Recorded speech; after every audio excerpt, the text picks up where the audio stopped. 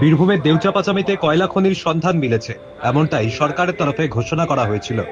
মুখ্যমন্ত্রী নিজে বিশ্ববঙ্গ বাণিজ্য সম্মেলনের মঞ্চে ওই খনি থেকে কয়লা উত্তোলন শুরু করার কথা ঘোষণা করেন। কিন্তু বাস্তবে দেউচাপাচামি থেকে 12 একর জায়গা ঘিরে ব্যাসল্ট পাথর উত্তোলনের কাজ শুরু হয়েছে। রাজ্য সরকারি সংস্থা WBPDCL এই খননের কাজটি করছে। এই কাজের জন্য নিয়ম মেনে টেন্ডার করা হয়নি বলেও অভিযোগ। গোটা বিষয়টি নিয়ে এদিন সংবাদ মাধ্যমের মুখোমুখি হয়ে সরকারের তরফে শ্বেতপত্র প্রকাশের দাবি করল দেউচা পাচামি প্রতারণার খনি প্রকল্প বিরোধী আন্দোলনের সংহতি কনভেনশন। এই মর্মে তারা আগামী বুধবার মৌলালী যুব কেন্দ্রে একটি কনভেনশনের আহ্বান করেছেন।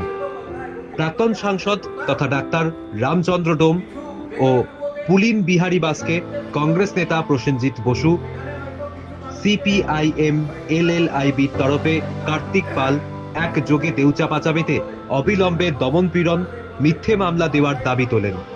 তাদের অভিযোগ, রাজ্যের এই খনন কাজে কেন্দ্রের বিজেপি সরকারের সব রকম সম্মতি রয়েছে, তাই পরিবেশ দপ্তর সব জেনেও চুপ করে রয়েছে। এই আন্দোলনে তাই তারা বিজেপিকে সঙ্গে নিতে চায় না। এই যে দেউচা পাচামি নিয়ে যে তথাকথিত খনি প্রকল্প, যেটা গত 5ই ফেব্রুয়ারি এই বছরে আপনাদের মনে আছে যে রাজ্যের মুখ্যমন্ত্রী বেঙ্গল গ্লোবাল বিজনেস সামিটে উনি বেশ বড় সংখ্যায় মানুষের সামনে, তার মধ্যে বিভিন্ন বড় বড় কোম্পানির মালিক, কর্পোরেট সংস্থার মালিক, সরকারের আধিকারিক এবং অনেক আরও সেই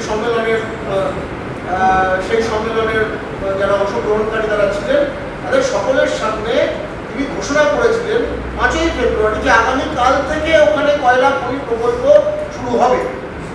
আজকে আমরা এখানে 27শে অক্টোবর আমরা এই প্রেস কনফারেন্স করছি। আমরা দায়িত্ব নিয়ে বলছি যে মুখ্যমন্ত্রীর এই যে ঘোষণা, এই ঘোষণাটি একটি মিথ্যে ঘোষণা। বিস্তৃত এলাকা, ঊষর ভূমি, পাশে জঙ্গলভূমি সবই আছে এবং এলাকার জনগোষ্ঠীগতভাবে যে বিন্যাস, তাতে আদিবাসী মানুষের সংখ্যা বেশি, প্রায় 50 ভাগের কাছাকাছি আদিবাসী মানুষ ক্ষতিগ্রস্ত হবে। 21,000-এর মধ্যে 4,500-এর কাছাকাছি পরিবার, তফসিলি মানুষ প্রায় 3,000-এর উপরে তফসিলি মানুষ ক্ষতিগ্রস্ত হবেন। তারপরেও গরিব সংখ্যালঘু অংশের শ্রমজীবী মানুষ ক্ষতিগ্রস্ত হবেন।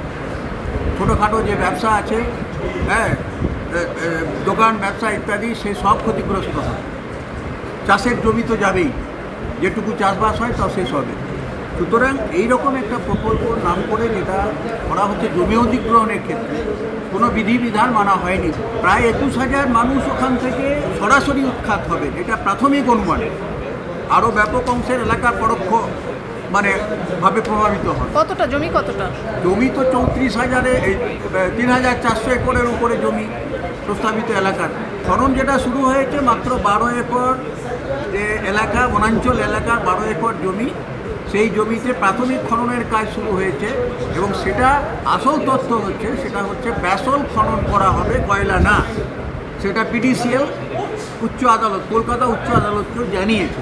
তাহলে এর মধ্যে একটা বড় প্রতারণার বিষয়, কয়লা নয়, কয়লা তোলাটাও হচ্ছে টেকনো ইকোনমিক্যালি প্রায় অসাধ্য। সেই জন্য পাথর তুলে ব্যবসা করবেন PDCL, এটাও হচ্ছে মানুষের কাছে, এটাও হচ্ছে একটা বিস্ময়। টেন্ডার দেওয়ার ক্ষেত্রে নানা বিধিভঙ্গ হয়েছে। প্রাথমিকভাবে টেন্ডার যারা অ্যাকসেপ্ট করেছিলেন সেই সংস্থা আবার অল্প সময়ের মধ্যে সেটা আবার হাত বদল করেছে। এই খনি প্রকল্প অবিলম্বে বন্ধ করতে হবে, পাথর তোলার কাজ বন্ধ করতে হবে ওখানে রাজ্য সরকারের দ্বারা। দ্বিতীয়ত হচ্ছে যে এই প্রতারণার আনুপূর্বিক তদন্ত করতে হবে, বিচার বিভাগীয় তদন্তের ব্যবস্থা করতে হবে।